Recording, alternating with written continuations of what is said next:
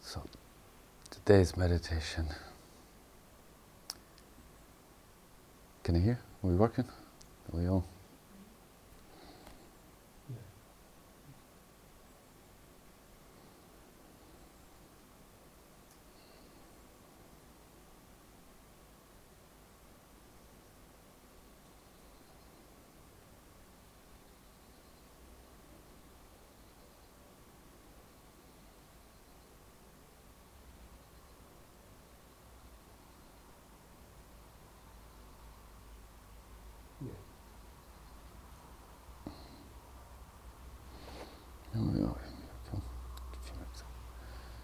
So today's meditation is love.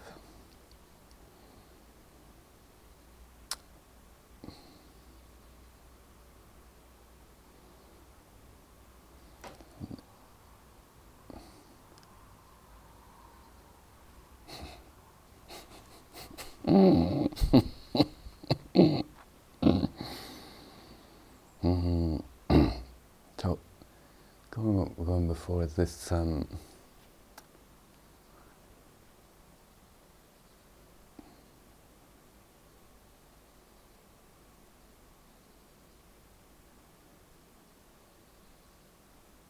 of being lost in the world, like what's going on, what's happening, why is life full of suffering? Why is the world the way it is? Why are people so nasty? Anything. Deep kind of unknowing about the way of things. And the first step is finding refuge.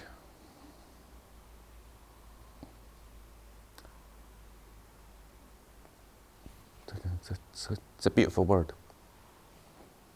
Finding home. Finding shelter from the storm.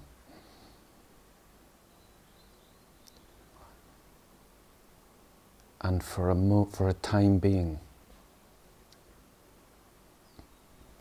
we rest in the knowing of the awakened ones.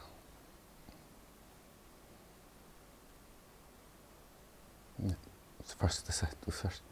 We come across the Buddha, the awakened one.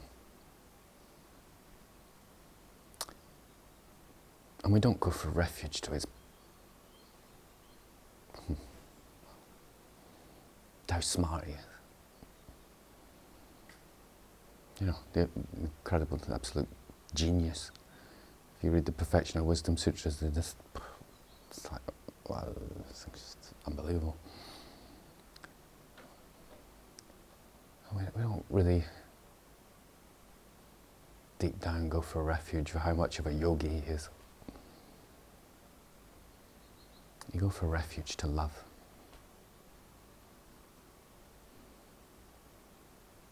That sense that in the storm of life, there's a port of safety, of protection.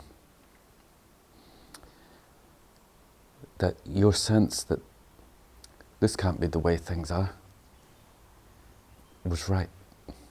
And the way things are is one of love.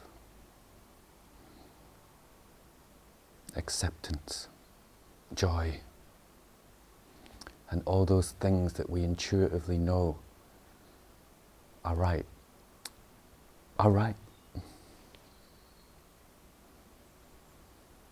So we go, first of all, into that refuge that's outside of ourselves. Whether it's a holy text, or a teacher, or a group of friends, there's something outside of ourselves we go for refuge to. And we kind of fall into that love. But that, over time, that if you don't work on yourself, that will pass. Because It's only a reflection, a glimpse of your own consciousness appearing to you. Just as if you had a dream tonight of an awakened one, that awakened one would be coming from your mind. An aspect of your mind reflecting back to you your truer and deeper sense of self. We might have had a deeper experience of love in our dreams than we've had in our waking life. That love is coming from your own mind. Right? And that love in a dream can go with you for your whole life. It can help you, protect you, but it's coming from your own mind. Your own mind is the source of your refuge. And dreams are a good way to understand that. For example, if you have a dream, any dream, you're out in the fields and you're taking your dog for a walk. You are the self. That dream is not arising other than in your deeper sense of consciousness that we go into deep sleep. You have a dream. So you are the self. You are the pure consciousness that's arisen, it's arising in. But when you're confused, then you think that you're in a field and there's a dog, and when someone comes to shoot you, you get afraid. It's your own mind. Someone's appearing from your own mind. We know that's the power of your mind. But all that time that's happening, you're still the self. You are still the source of love that you've been looking for. So then we have to find the source of love within ourselves, and then we become the source of love for others who are lost in their own journey. But first, the first step is finding the source of love within ourselves. However it manifests in the different levels. So I put on the Facebook page that authentic livelihood, an authentic way of living true to yourself. This is the guidance of the Buddha that will help you come back to that state of love.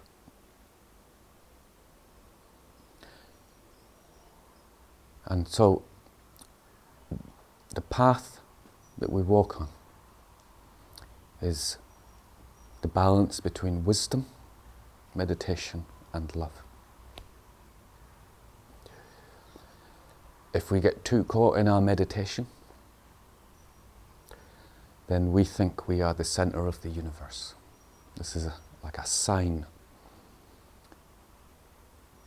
And we forget that everyone else is the center of their universe. And the center of their universe is just as important as your center in your universe. So the traditional paths, not one where your ego is challenged, and one where you grow and supported to grow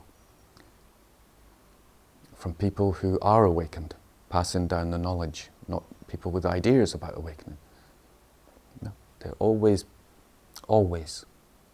be kind to your parents.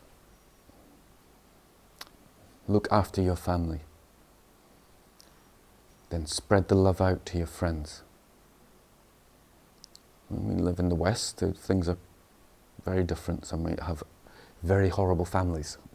It's a bit more uncommon in other places. Regardless, it's a symbol of being kind to the people in your life. Yeah, so that's the path. So we never get abstract with our path. We don't fall into that that egotism hiding as spirituality, where everything's about you, which can happen. It's one of the downfalls if you go into meditation. You're just resting in your being. So always, when you're practicing, always have this balance. Say, these three balls. One where you're developing your wisdom, your knowledge, your understanding. Now, don't think that's an intellectual thing. You might be getting more knowledge from looking at a flower than someone does from reading a book. Yeah? Right? But that sense of knowledge, totality, or shall we call it, of engaging with life to learn, to grow. The sense of meditation, the sense of being at peace. So meditation, a time where we spend time reflecting in our being and letting go of the mind, essentially. Letting go of the mind and resting in being. That. And the third one is love. We have to constantly be in touch with the sense of the interconnectedness of all things, of life. Again, you don't have to be around a human being. You love a tree.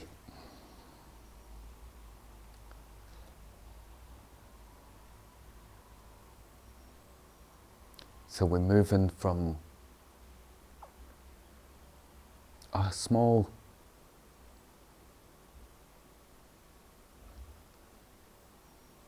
let me say it like this. You are love. But the ways, you can check this for yourself. You are love. And the Buddha is the same as you. But he's blossoming in love. Are you blossoming in love? If you're blossoming in love, you're on the path. But if you're not, why not? It's not because there's anything wrong with you.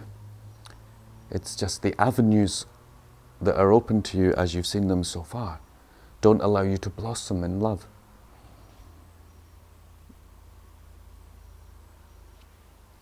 Society, fear of others, fear of being ourselves, all these things can block the flow of your own love. You're not going to get love from someone else.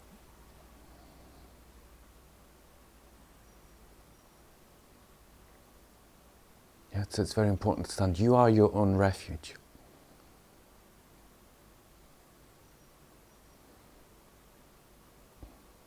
And we're also interconnected with everything else. So it's good to be interconnected with the Buddha. But you are your own refuge. So you have these two elements going on. So the wisdom path of growing is recognizing where you're blocked, where your faults are, where this ego, the ego is like a protection, like an emanation from your own consciousness to survive in the world. But when we're immersed in it and identified with it, it blocks this love that comes out. And love, as we know, in this world you probably wouldn't survive very long. If you're just emanating from your heart chakra in the world, it's like, yeah, take my money. Unless you're a very pure being. Yeah, so there's like the ego manifests as a way to protect. And by identifying with it, it blocks our natural love. So we have to identify it. So we see how this thing inside us actually, when it's used wrong, hurts us. It's part of wisdom and growth to identify it. And the reason we also identify as love, so we never feel guilty. Yeah. So in other cultures that we're learning from, they didn't have a word for guilt. They didn't have words for low self-esteem. They didn't exist. Yeah. So a lot of the meditations, they don't, even though Buddha says you have to love yourself first, some of them, there's not so much emphasis on doing loving your being first, then developing that sense of love toward yourself, because they already had it. So at the first stage, or the first development, is just feeling this sense of love for yourself.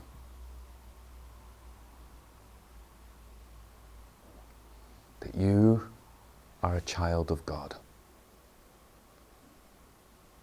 That there's no one else in the world like you, could be like you, or will be like you. And when you're gone, some part of the universe is less. This is the dignity God has created us with. Extraordinary. And that mechanism that we create to just make us survive or to identify things, if we caught too up in it, it makes us turn against our own glory. And then people become so insane, so confused, they may even commit suicide. Yeah. Extraordinary.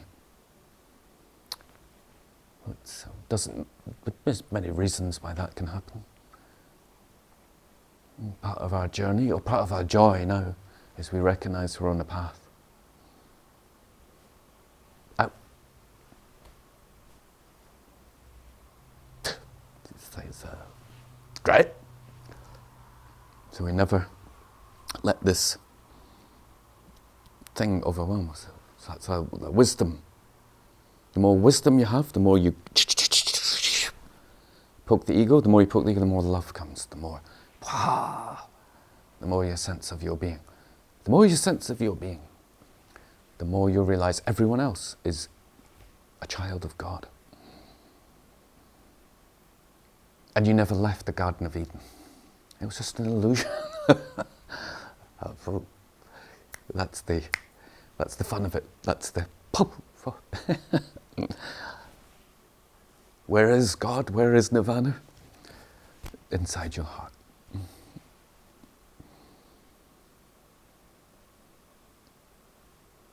So change how you approach the path. So there's never any problems. None. There's none. There's some difficulties. Difficulties and problems are different.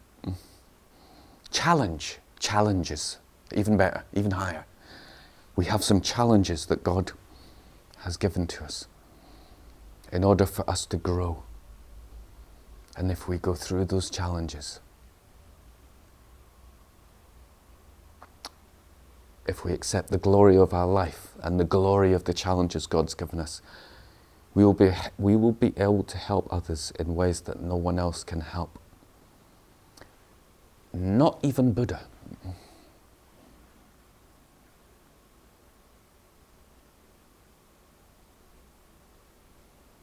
Yep, you've got your own karmic journey that only you will be able to help. Then that's beautiful. Think the more I unfold my joy, my love, my wonder, my wisdom, the more I'll be able to help others in a way that only I can.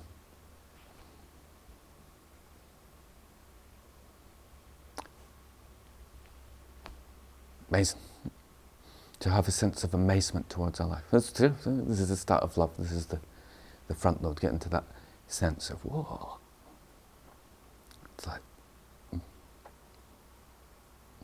my being is amazing.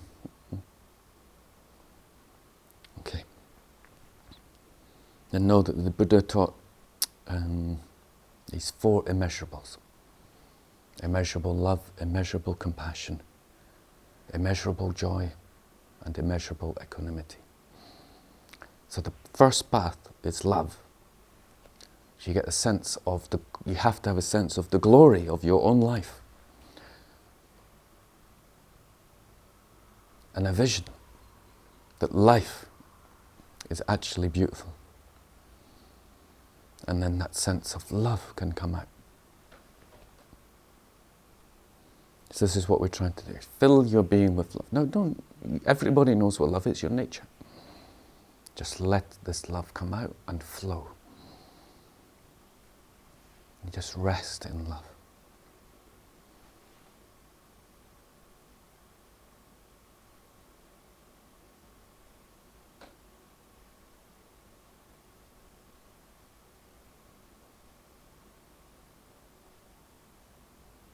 So let's start the meditation.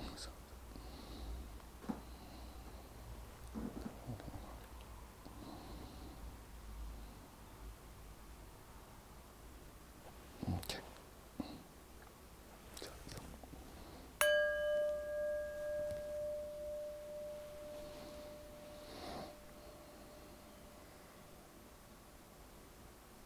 So we begin, as always, by feeling your connection with the ground.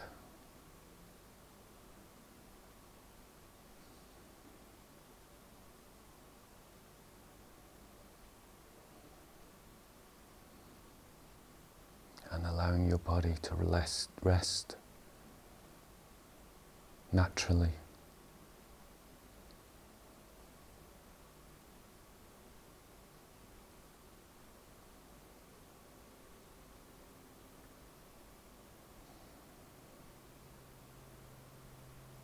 Feeling the glory of existing in this moment. And your body is the temple.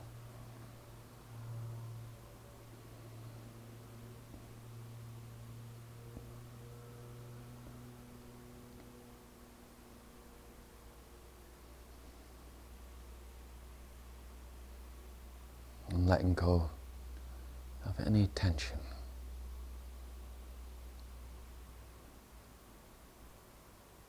A sense of ease and stability.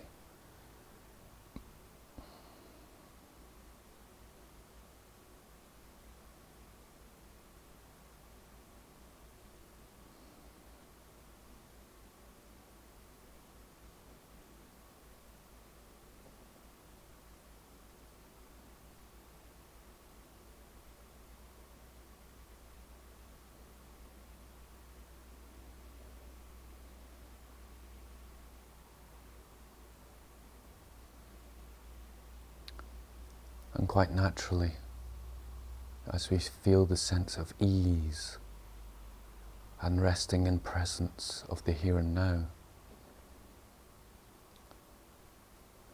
and our connection with the body, we feel the rise and fall of the breath.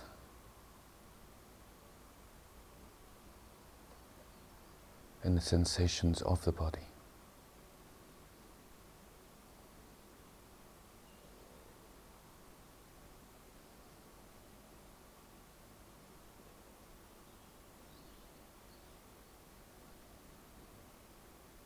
Our attention rests on the breath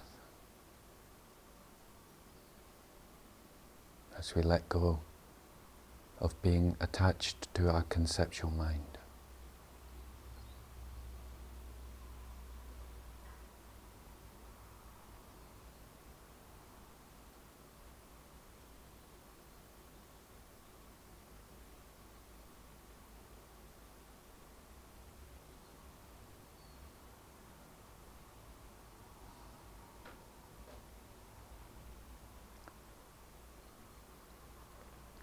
And this time, focus on the sacredness of the breath.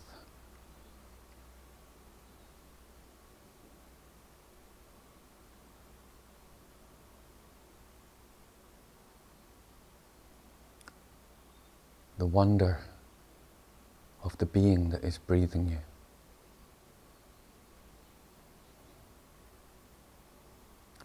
This is our life force.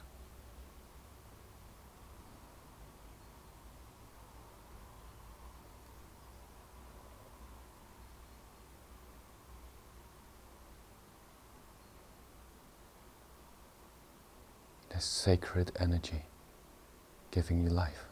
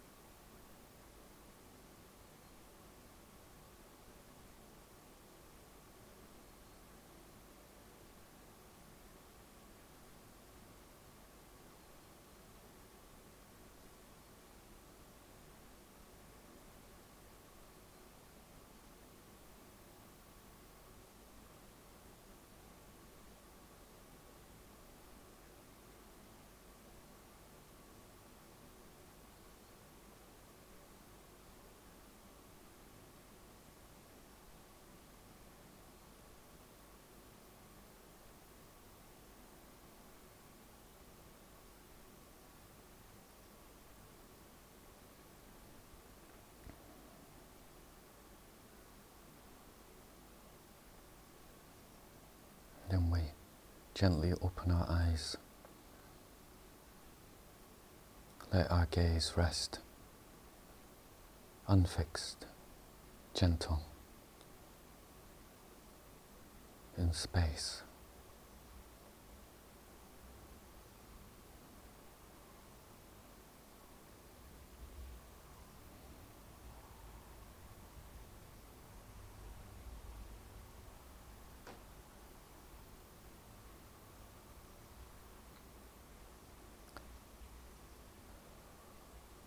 And rest in the sense of presence.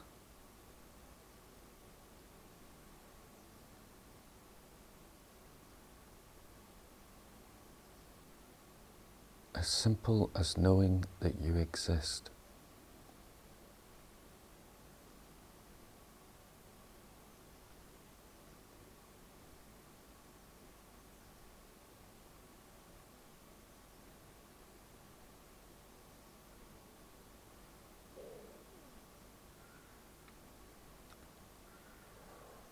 This holy space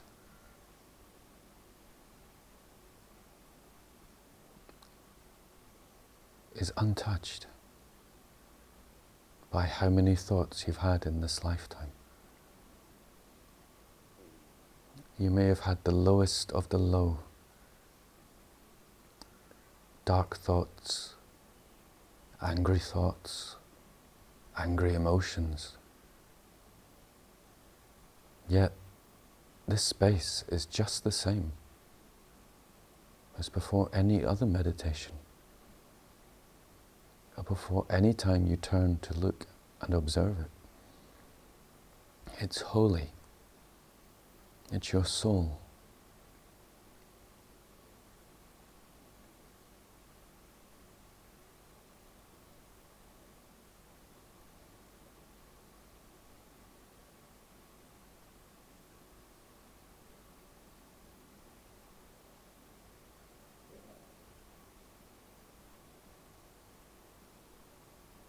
Your body will disappear, your thoughts will disappear, your identity will disappear, but this will remain.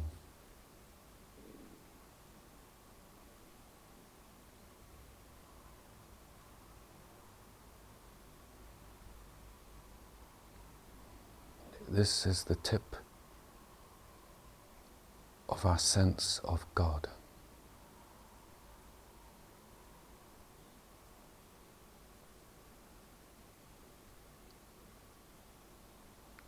Feel the magnificence and purity of your own being.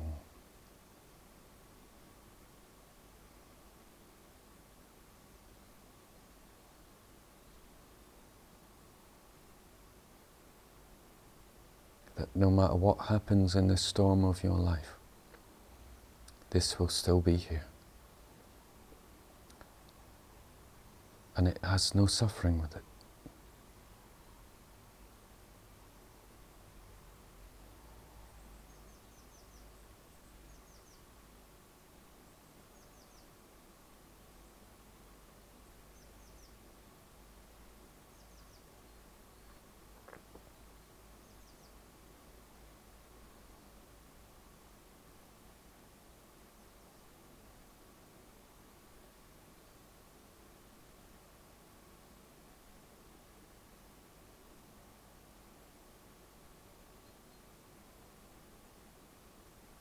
Feel this deeper sense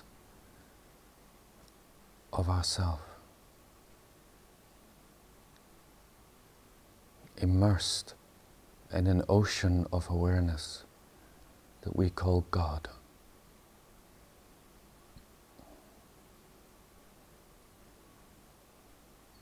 The inconceivable source of life.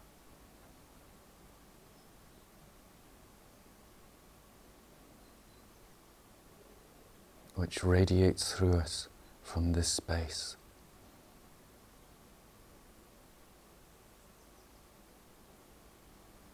Your body is just like a dream body, an image on the surface. Your inner is the soul, this sense of consciousness. resting in an infinite source of life.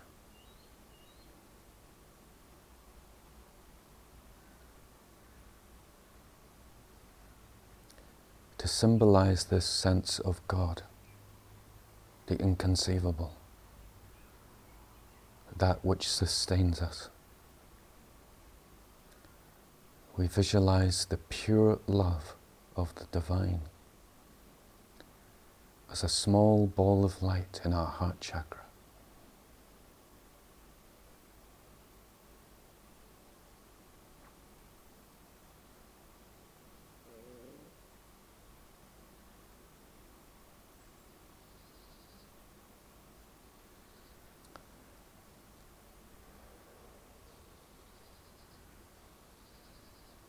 Feel the sense of complete love and compassion that is our true self, emanating from this ball of light, filling our body.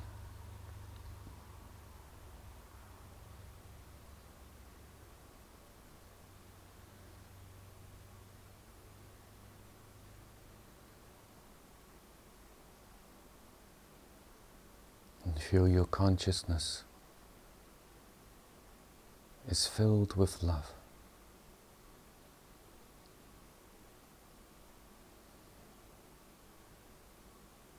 That you are love.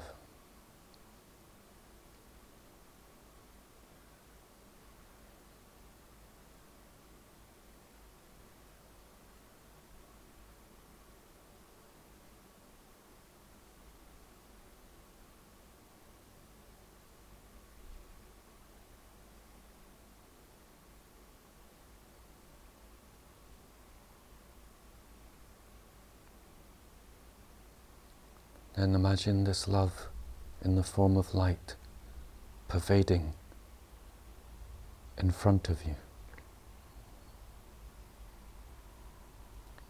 filling the whole world from the direction of in front of you. If you want to go by cardinal directions, then the whole of the East is filled with your love. Feel it pouring from your soul as an infinite source of love, touching all beings, loving everything.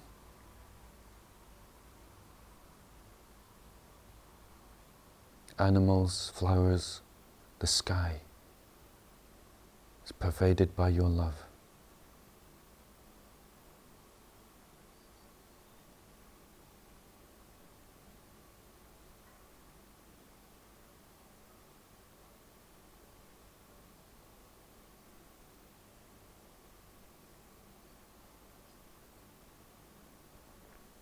Then your love pervades to your right, filling the whole world like a sun.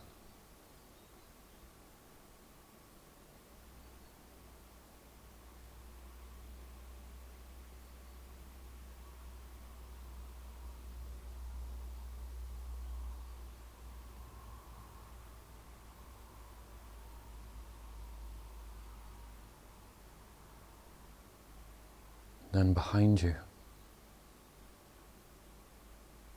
the light emanates, filling the world in that direction.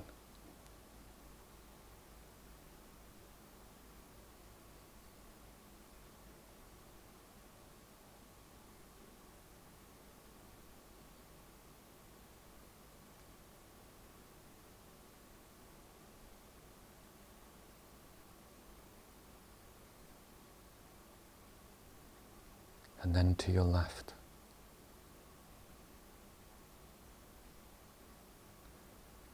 your love traveling across oceans, across cities, covering the whole world now.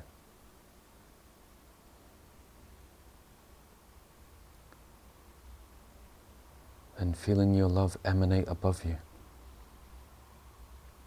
and filling the universe.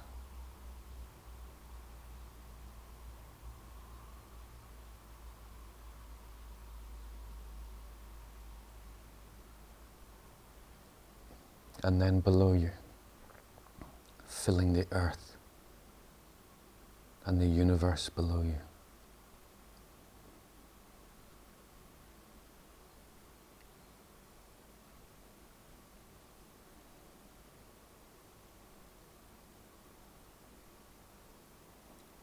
Until you rest in the sense that your entire love is filling everything in the universe.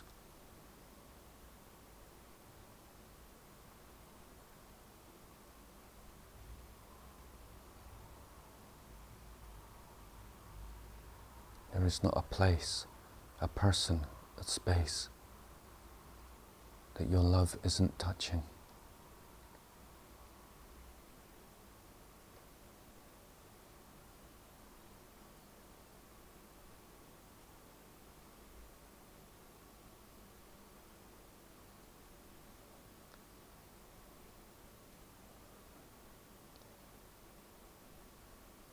Let your mind be non-conceptual.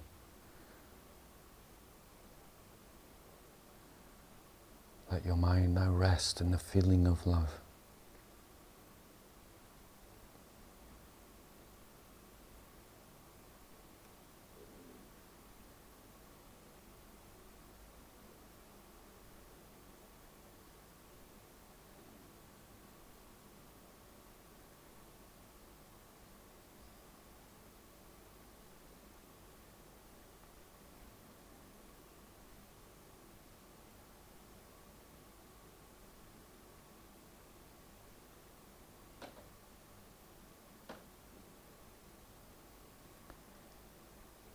That your being is unlimited.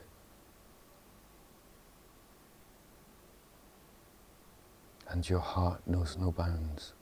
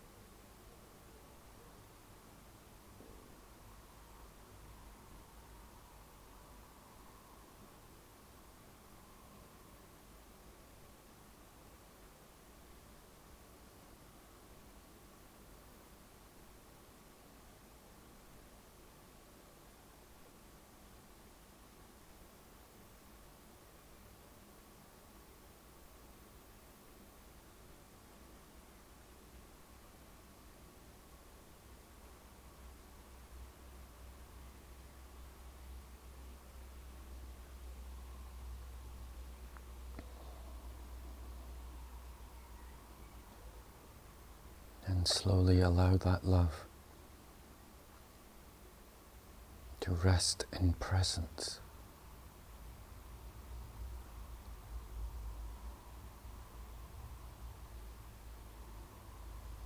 So we're merging the love with the silence of being. So we're not trying to maintain it anymore. We're letting go.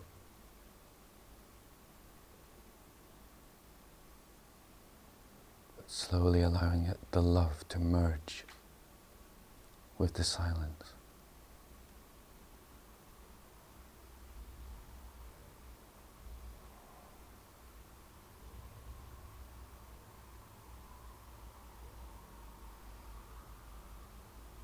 So we're not perceiving the sense of presence from the perspective of the person, but from the perspective of divine love.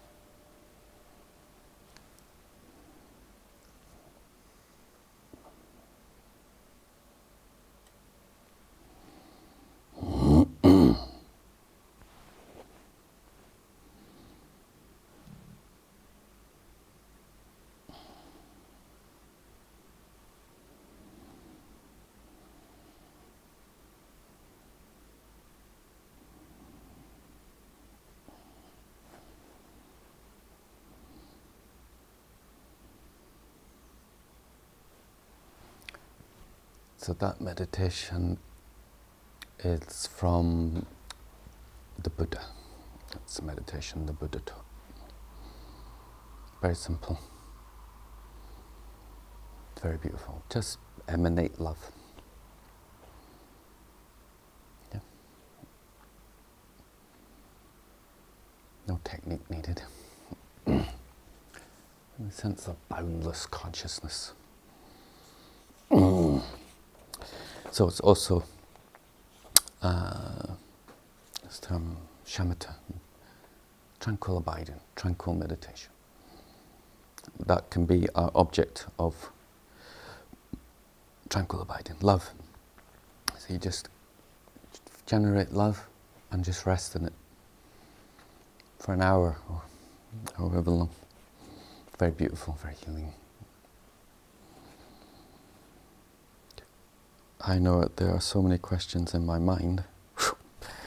that rather than being a joyful self-inquiry, it has turned into a mind attack.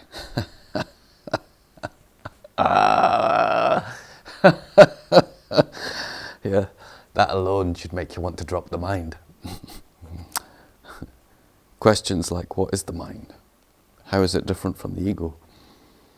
I know I am not these things, or at least beginning to deeply understand. I don't really care about what the answers are, but still there is so much craving to understand everything intellectually that I'm struggling to move past. Is the one that is engaging with these questions and deciding whether or not they're important or not important also part of the mind? Thank you so much for any guidance, Philip.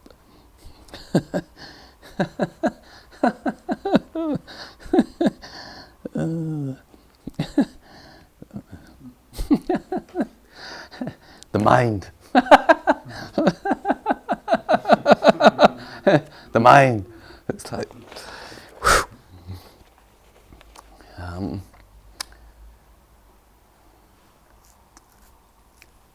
it's a really simple and beautiful exercise is to draw your mind, draw what you think your mind looks like. Make a drawing that represents what you think your mind looks like. Very beautiful practice. So I don't know if you know much about Tibetan Buddhism. Look up.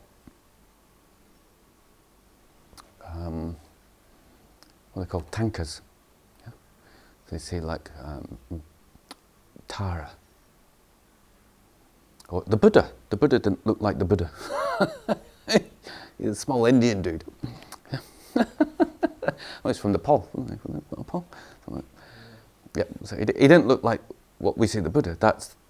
That's a drawing of Buddha's mind. Tara is a painting of Buddha's mind. Yeah, that's what Buddha's mind. If they could try and make you see it, it would look like Tara. It would look like Buddha. Yeah, and they're done in objective art, as Gurdjieff says, so it has a certain impact on your consciousness of understanding what peace is inside you. So then you draw your own mind on what you think it would be like. There's probably be some beautiful flowers, and there might be dark clouds. And something says, my mind is a mixture of all this stuff. So the most important, in Buddhist scriptures, there's like 10 qualities that's needed. This is part of the preciousness of your human life. But 10 qualities are needed to move on the path. But one of them is like living in a country where you can practice religion freely. These are general helps. Yeah. Of course you can practice in a country where you can't. Like in Russia, they practice underground. And my teacher said there should be 11. And the 11th one is a sense of humour. It's very, very difficult to progress on the path without a sense of humour. Very difficult. By that it means a sense of being light with yourself. Being able to laugh at yourself. And not take yourself too seriously. Meaning, we kind of relax about the path. I mean, if you've been to university, if you're too uptight about it, there's just this time you're not going to think, right, I'm going to get all the answers of how to make a film today. I want to know. You might start off like that. It's great. Yeah, I want to know how they did the lighting. How did they do that? What happens with the extras? How do they pay them? What's the da-da-da-da-da-da? You don't learn that from day one, do you? Probably day one it's like you might do name changing game. Why aren't I learning the deeper, how to make a film and the difference between, like the different edits and how to create an atmosphere through music and an edit. And you don't learn that on day one. You will learn it. You will learn it, but then you get the people who are too tight and stuff, and you relax. Yeah, you start the path. you relax.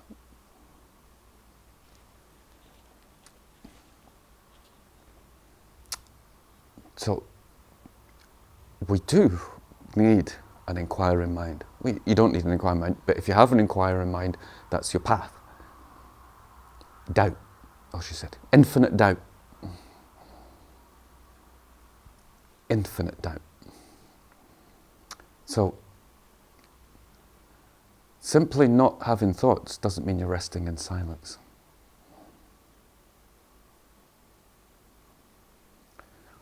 Inner silence is there's no doubts. The only way to know there's no doubts is to go through the mind. So I said the first stage of like a Hinayana practitioner is the teacher. The guru's not a guru yet. The guru, the teacher, is always wrong. That's the first stage we come at. It's this infinite doubt. You check and look, is that true? You check and look, and is that true? This is Buddha's encouraged his disciples very much. Nothing's believed. Yeah. In order to do that, you have to have that sense of, right, if you are going to really go into your mind, if you really want to, then you have to say, commit. Commit means you go for refuge, which means you're protected by the Buddha, by God. It's like when you know that you're protected by God and stuff, then you can relax. Just like as you want to be a filmmaker, and you know you want to be a filmmaker, but you can't you can't do it on your own. And then you get into uni, it's like, I'm in. Innit? What's it like? When you get that letter, I got accepted. It's like, I'm in. Nothing's happened. You're in refuge. You're protected by a community, by professionals who you know can make films. Innit? That's the most prestigious you want to go. Is if you're doing acting, and Robert De Niro's teaching, and you're in the course. I'm in. Yeah, that sense of refuge. Doesn't mean Robert De Niro's right. Does it? Doesn't mean you don't question what he says when you're there. But you're in and you're learning and you're progressing and you see the way to do it. That's what refuge means. I'm in, I'm going in. So it's healing. And then it's like, relax. Yeah, so then you can relax. And then start to ask these questions, knowing that it takes 40 years before you might get the answers. But as you progress, then the insights start to come. More insights, and it's like layers upon layers and different levels of knowledge and truth available to you. You realize your being is infinite. The miracle of life is extraordinary. It's like it's unending. It's inconceivable.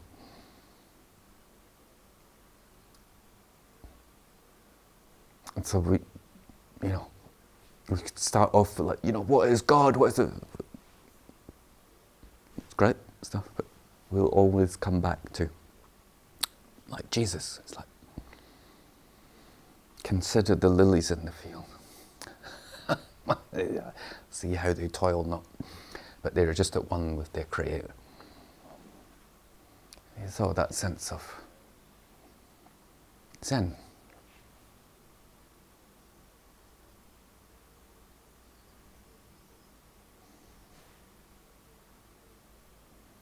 Once your mind is too crazy, let me put it that way. This is the way Buddha put it. Once your mind's too crazy, too moving, you can't use it properly. Yeah. So Buddha didn't answer a lot of questions people come to. So there were questions that were off the table, like, does God exist? It's off the table. Your mind that you've got isn't going to figure it out, no matter what I say. No matter what I say, it's not going to figure it out.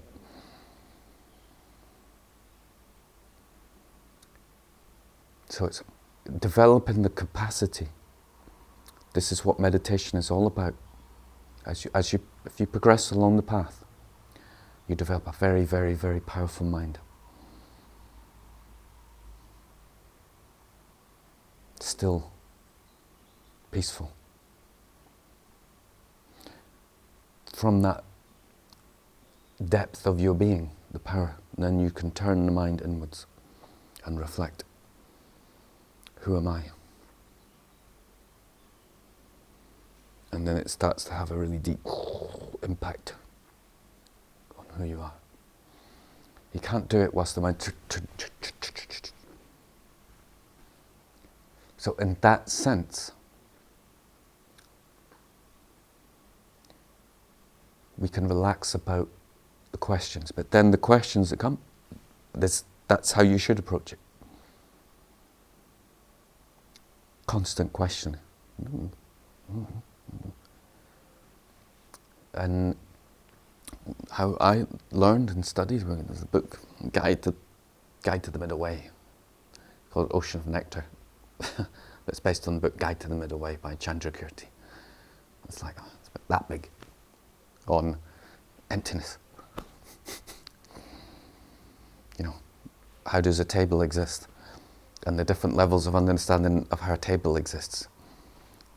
It's like, and you sit for hours discussing how the table exists. Yeah? And after many years, you develop an intellectual understanding. It's like, so Venerable Geshe says that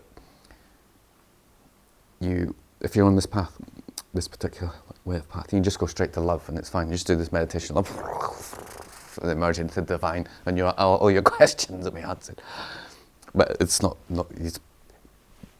we're on the path of doubt here. When you first of all develop an intellectual understanding of emptiness.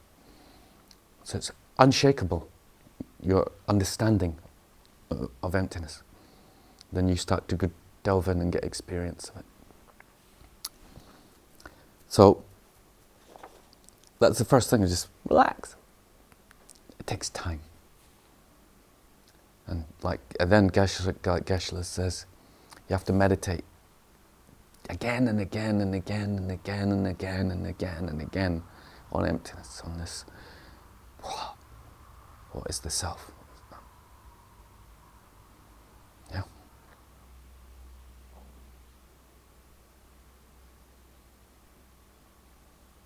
Then you have an intellectual understanding, you've got to realize it, understand it, what the ego is.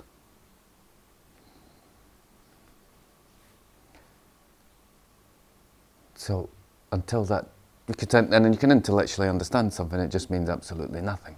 But there's nothing wrong with intellectually understanding. So if you understand, your ego is just a thought. It doesn't mean anything to it. Yeah? So we have this fun here at the center with Baron. And every day God comes to him in the form of a wasp to teach him his sense of I. Yeah? Or maybe it'll happen to you tomorrow. Yeah? There's a wasp coming. Now, in that moment, do you feel you're the same as that last thought that you just had in your head?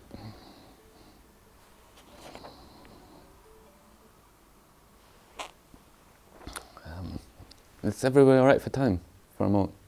Because that's time up. If we just... It's all right. They can hear me, right? Yeah, but the sound's in there.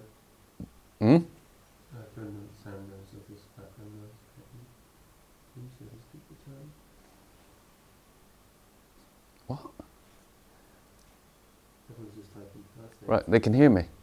Yeah. Yeah, right. So you don't need to type it. Oh. Yeah. No, I said just type the response there, because maybe they assume the sound's turned up. And if they'd spoken, I could have heard that. I don't know what he's saying. Do you know what he's saying?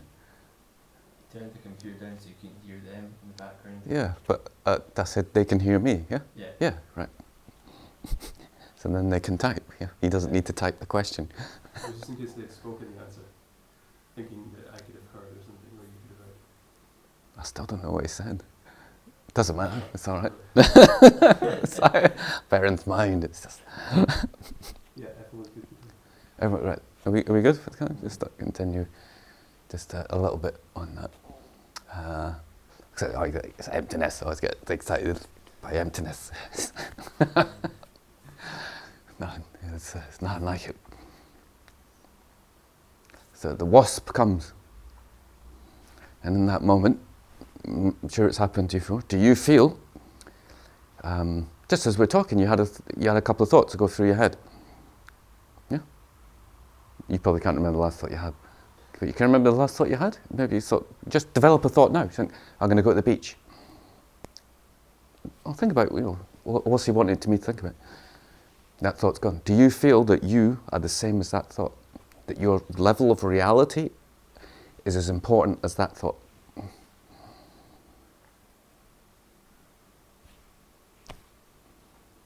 Then we understand that we can intellectually understand that the ego is just a thought. But it's not our experience. In fact, it's everything. The whole world could disappear, but we'd still want to be me. And what matters to me matters. Yeah? There's a big difference between the reality of it and being able to see it. Now, Buddha said, this is the thing, don't believe that. Don't believe it. This is very, very, very, very, very important. Because if you believe it, what you'll do is you'll go into your meditation and you'll try and make it happen. And you'll try to make it happen according to what you think it is. It's not what you think it is. Even that intellectual understanding is still not the same as the actual reality of what it means. But you'll try to make it happen. And when you try to make it happen, you're bringing in hope and fear. You're bringing in judgment. You've already decided for, which means you're not a scientist anymore. Yeah? You must be a scientist. You must be open. You must be fresh to what's happening to you. You can take nothing from anyone into your mind. But if you've decided beforehand, the ego's just thought you'll try and you've reached the conclusion before. Yeah, so you can see the danger of words and stuff, but the goose is out, as it were. You have to go in. Buddha's wrong. That's the first stage. Buddha's wrong. But he's tell me to look here, so I'll look. Let me see. And then we inquire. This is like the emptiness. Yeah? Very, very, very, very, very, very important. And that gets more and more subtle. But you want to start right. Otherwise, you will always have hope and fear. You'll always be pushing in your meditation to get the result that you've already decided that you think it should be. I should be in stillness, therefore, no matter what happens, you want the thoughts out and you want the stillness to be there. Which means you've decided beforehand that thought shouldn't be there and that you shouldn't have the mind, which means you've decided better than God. Because God's given you a mind.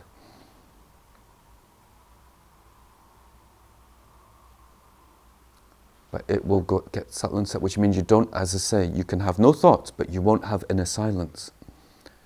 Because you have an agenda. And your agenda is to get what you've intellectually decided is the thing. You know? Does that make sense? So we have that sense of wonder, inquiry, wonder. Ooh. Buddha's pointing me in this direction, but let me see, let me report back from my own experience. That's what it almost feels. Let me report from my own experience. My own experience is, no, I'm definitely exist more than I thought. Okay. And then you have to move from your own truth, your own space, your own. So,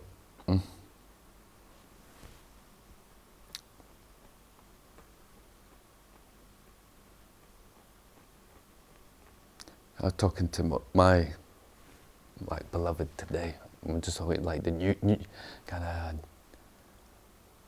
ego spirituality of just you're the center of your mandala and it's just all about you and following your whims, and traditional learning, which the teacher might give you something after 30 years, a bit more knowledge, a bit more understanding, a bit more depth, in which you're challenged to grow.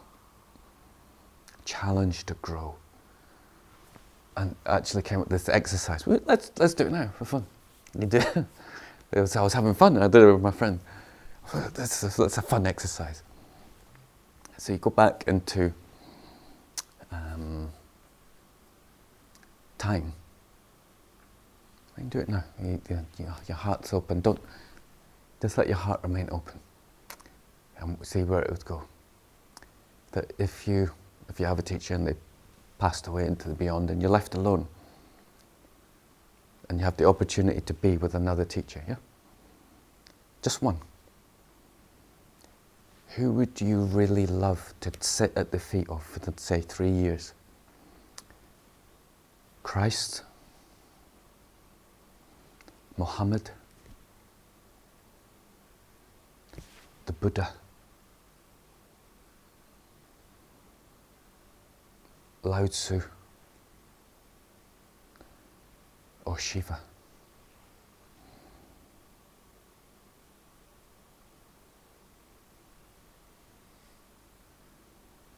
Who touches your heart? Who you thought, that's who I'd want to sit with. Does anyone come up? Does anyone come up? Does anyone come up?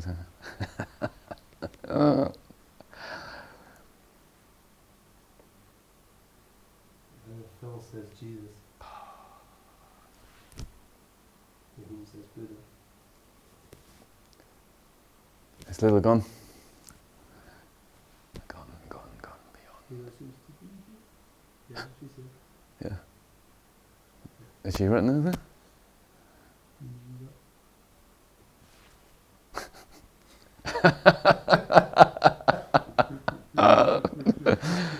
She got the sound up.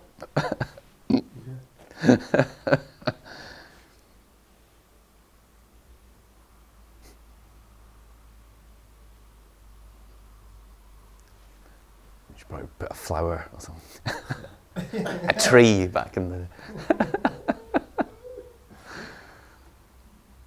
Anything? No. She's still with us, yeah, Lila? Yeah. The mic was muted. My first thought was actually Terence Malick. No, it's film director. Yeah, so fulfill sense of creativity. Creative path. Who came to your heart? Well, Jesus when you said Jesus, but then Shiva when you said Shiva. Yeah, so I mean they all instantly resonate, right? But if you, in your heart, yeah, Shiva. Yeah. Surprisingly, Muhammad and Buddha. Jesus. Yeah, and so then my friend said, I'll add in a bit more spice to the thing. So, what would it really be like studying with them? What would it really be like? Would it be easy? Yeah. What would it be like to really be a disciple of Christ? Be there. Just tell you what, yeah, no, just do what you like. It's like a real kind of challenge to you. So with the Sufis, they know more about Christ than the Christians. Say like Jesus' disciples, they're a bunch of ragtag, kind of wild cards. You really got it. And but they used to kind of really party up, feasts, tantra, women, all sorts, Jesus is. But so it's an indicator, where you're, like what your heart kind of path, kind of thing. So it's that sense of love. And Jesus' heart path, it's that pure love. And you see how deep, like what you learn from 0 to 7 is in your consciousness. Well, we can you play more with teachers in different eras and stuff. Who you'd actually like, if you had the choice, you could sit at the feet with. Where would you go? And then a sense of what you do want to practice.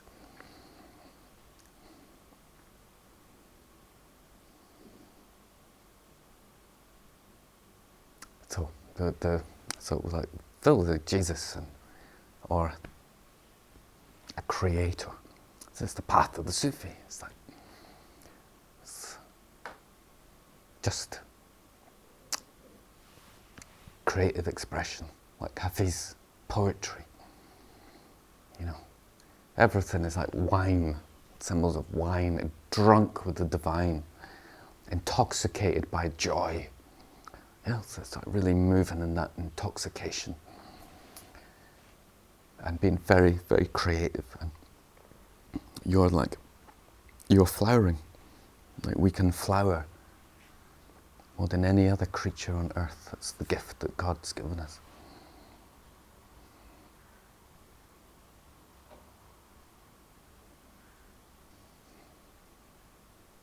So this balance between. So you see, our mind can really stop us. So you want to be able to basically, let's say, this is what Swami means. You're a master. You're a master of your mind. So it's no longer this thing attacking us constantly, spine, until it's just this, how do I want to be creative? I want to be creative. So I'll just use my mind in a beautiful way. You're the master. You choose. It's now the slave. It's been tamed. So a symbol.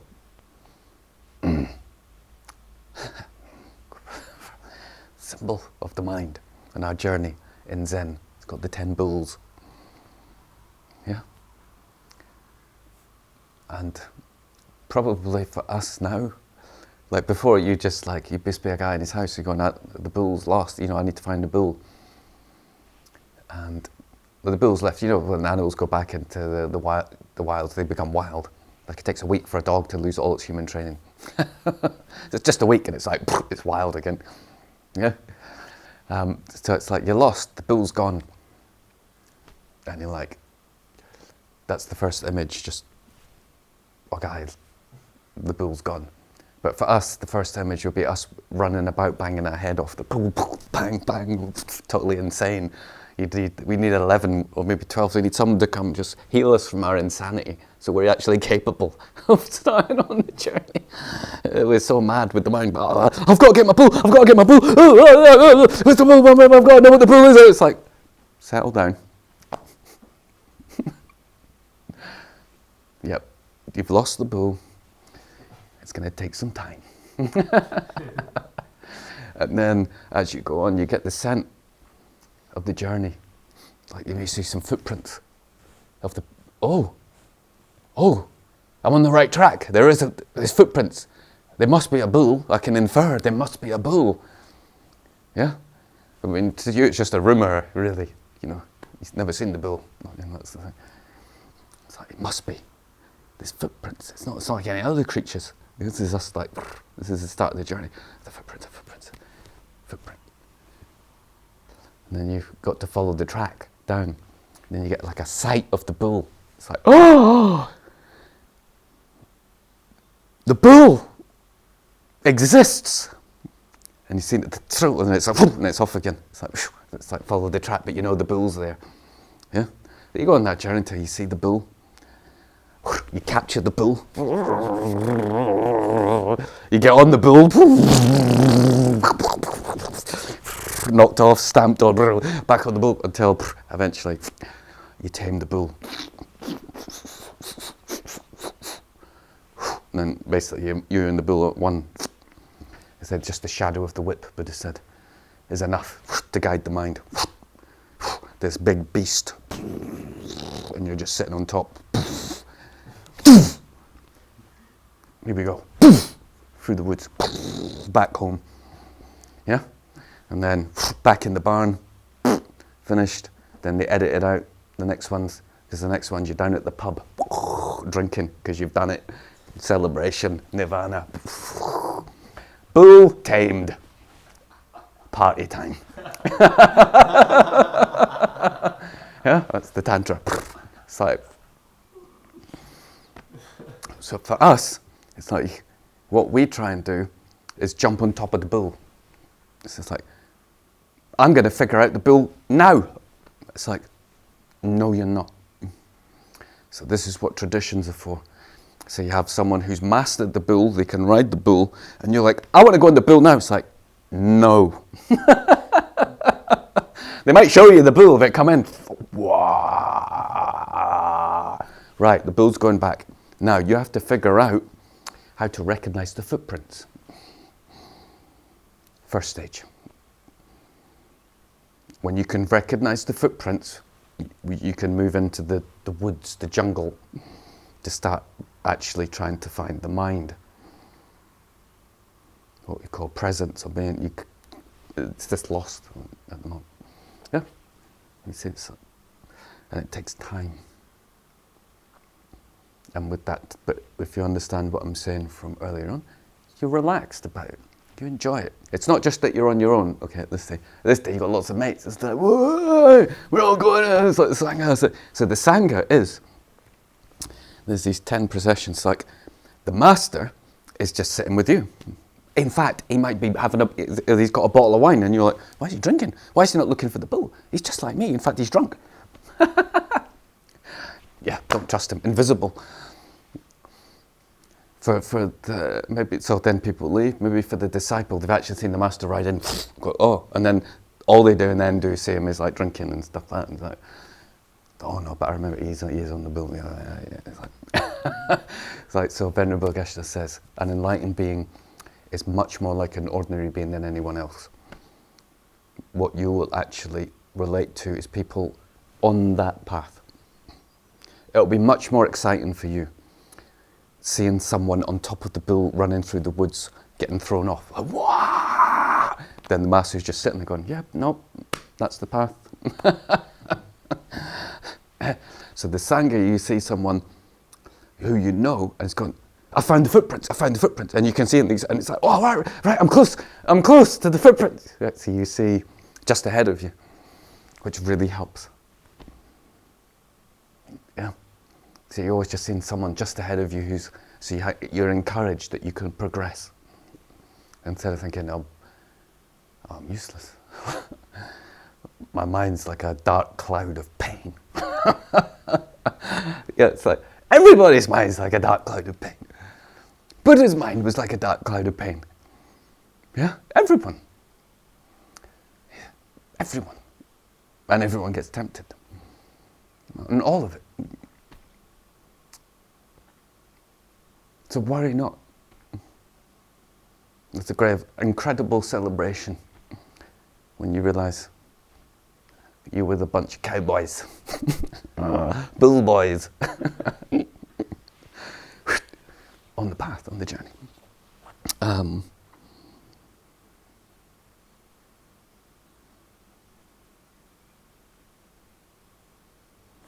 But let me, just to finish, we'll just address a few points quickly.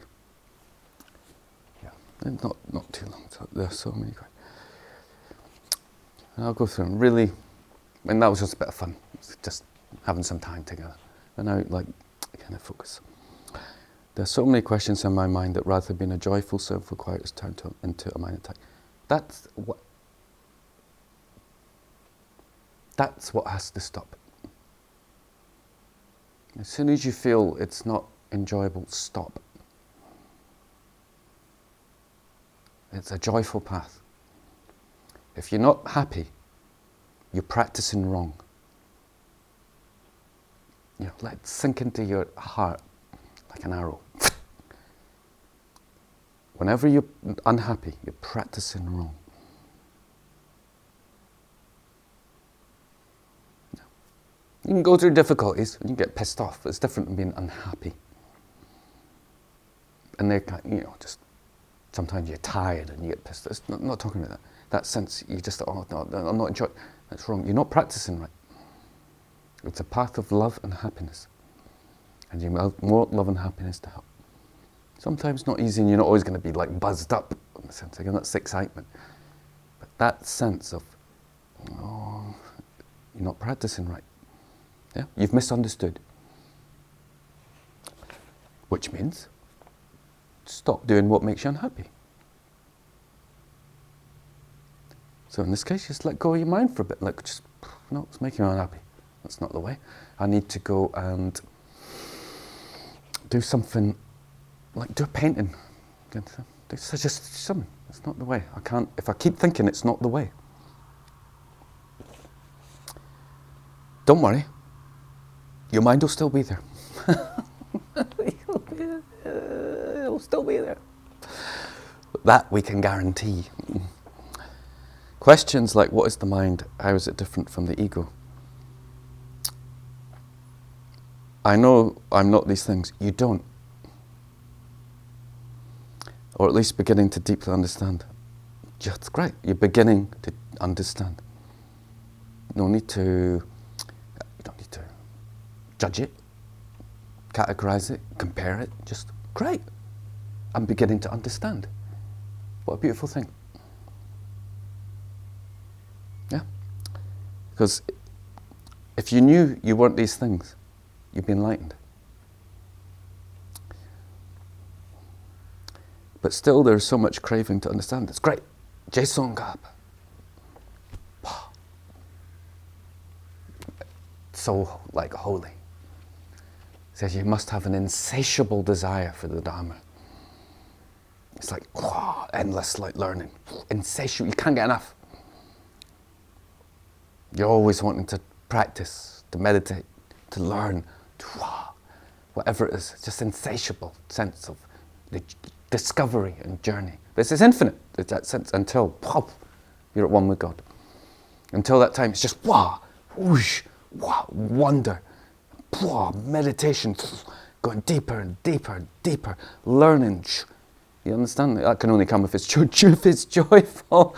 It's like, so however you learn. So that's part of that joy of learning. It's like, I'm using my mind too much. Now I'm going to relax.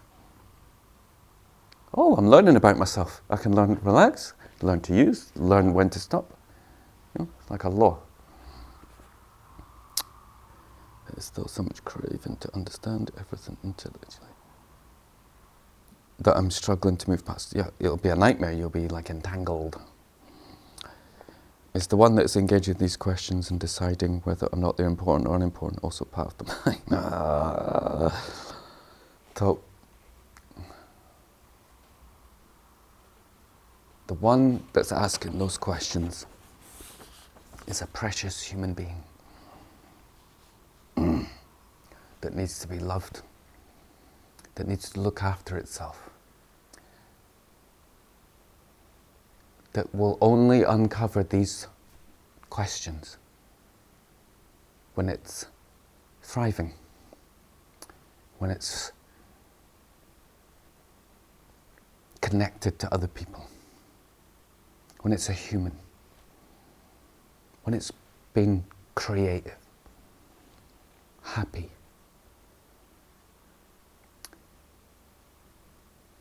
And you just imagine it like this. You're so happy. You're so happy. You're so peaceful that the ego, it's just a thought in the immensity of your happiness and being.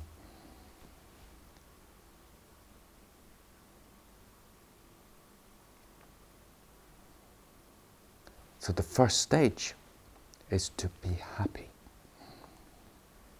It's a commitment. If you're on this path, it's a commitment to be happy. It's your heart path. So every day, don't think of, you can think questions. So every day wake up and go, Today, Buddha said, my commitment is to be happy. And let it guide you. Of course, with knowledge you'll realize things that you thought were happy aren't making you happy. But as you discover it, you'll be happy. Each time you see something that you transcend, it's happy. It's a happy feeling. Oh, just like, really feel like. And really, really meditate on this. You're 5 years old and you've got your favourite toy. And your parents say, no, you're too old for that, and you try to take it away, and you scream and cry. And you're so upset it's inconceivable. Yeah? Or you're 5 years old, you've got your favourite toy, and your parents just let you play with it. And when you're 7, you don't even look at it.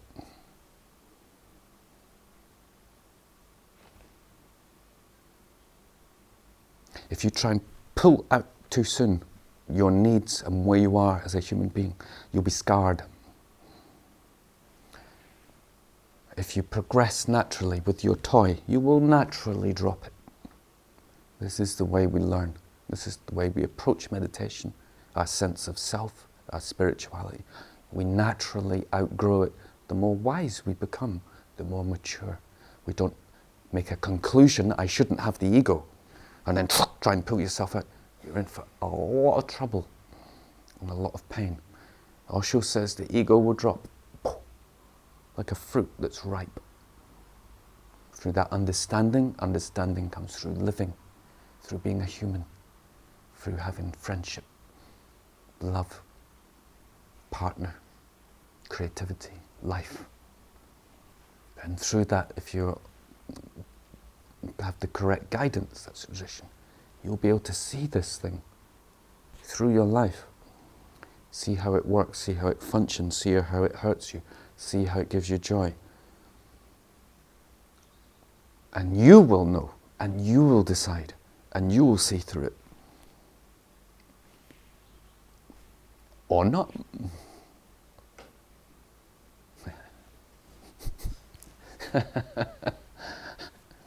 Yeah, so very important. We can sum it up with love yourself. Until you love yourself, you won't be able to answer these questions.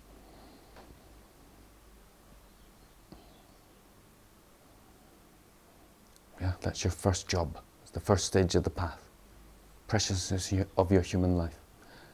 To be full of joy and gratitude and wonder that you're alive.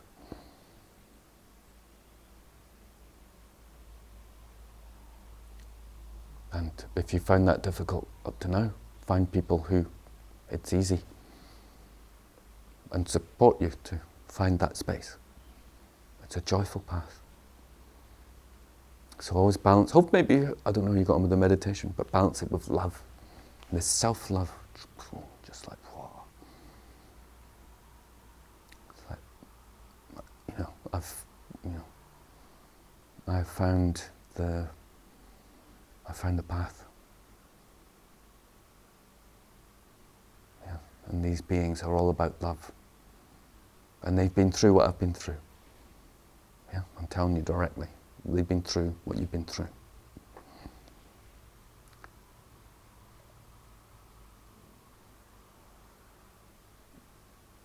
And it's, from one perspective it seems like suffering, from another's perspective, as you move through it and move into joy, you'll realize these are your gifts that you'll be able to heal people with. Any pain or suffering that you're going through, it's a gift from God.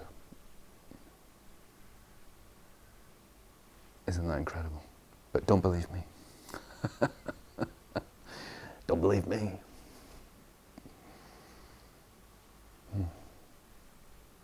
Any come up? Any response from Phil?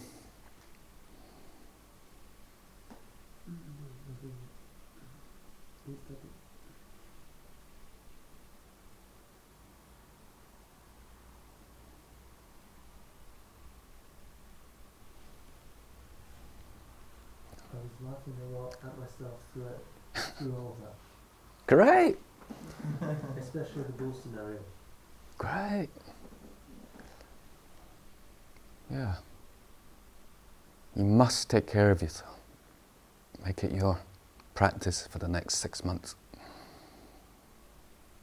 You could lie in bed and put your hands on your heart and say, I am loved.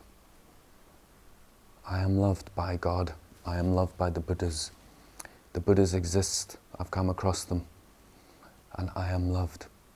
And my purpose for the next 6 months is to find happiness and to listen to my heart guiding me to happiness.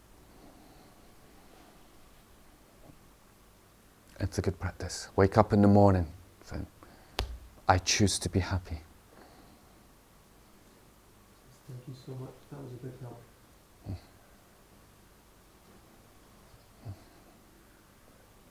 Okay, so we can think of all those that are lost, in pain,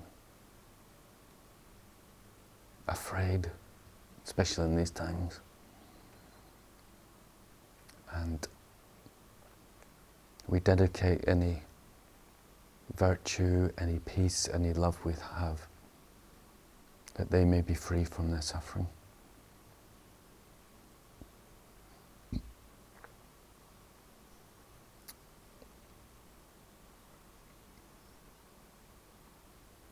May everyone find love inside their hearts.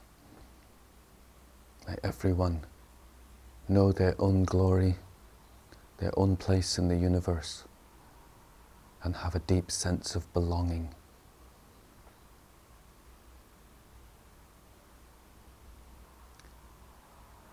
May everyone have enough to eat, enough to drink, shelter, medicine, and good friendship, good companionship.